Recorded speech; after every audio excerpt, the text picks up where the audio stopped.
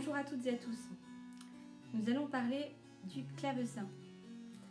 Alors c'est un instrument qui fait partie de la famille des claviers, comme l'orgue ou le piano, mais aussi qui fait partie de la famille des cordes pincées, comme la guitare, le luth ou encore le théorbe.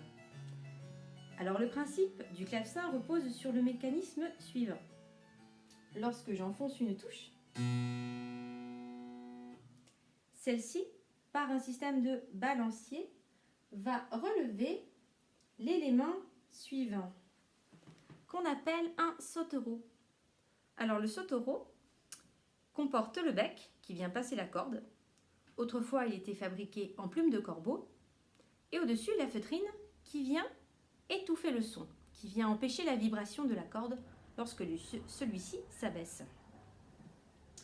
Alors je dis autrefois parce que cet instrument a été longtemps joué durant une période qu'on appelle baroque, qui s'étend du début du XVIIe siècle, la naissance de l'opéra, jusqu'au milieu du XVIIIe siècle, environ à la mort de Jean-Sébastien Bach. Donc c'est un siècle et demi de musique, de création et donc d'évolution de la facture instrumentale. Les instruments se sont perfectionnés durant cette période et il faut se dire qu'il n'y avait pas les mêmes instruments en fonction des pays. C'est-à-dire que les instruments étaient différents entre s'ils étaient fabriqués en Italie, en France, en Allemagne ou encore en Angleterre. Par exemple, l'instrument que vous avez ici est une épinette. C'est un petit clavecin. Un petit clavecin sur lequel je ne peux pincer qu'une seule corde.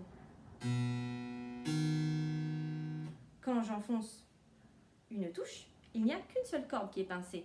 Alors que sur des grands instruments type grand clavecin français du XVIIIe siècle, je peux pincer jusqu'à 2 ou 3 cordes, plusieurs cordes en même temps.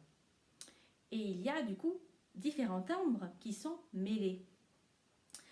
Alors l'instrument que vous voyez ici n'est pas un instrument d'époque, c'est une copie d'un instrument anglais du XVIIe siècle. Il est possible de voir des instruments qui appartenaient à cette période baroque dans des musées ou encore des conservatoires. Ils sont parfois restaurés pour pouvoir être joués, mais parfois non. Parfois ils sont laissés dans leur état d'origine pour pouvoir les consulter, pour pouvoir apprendre de leur facture.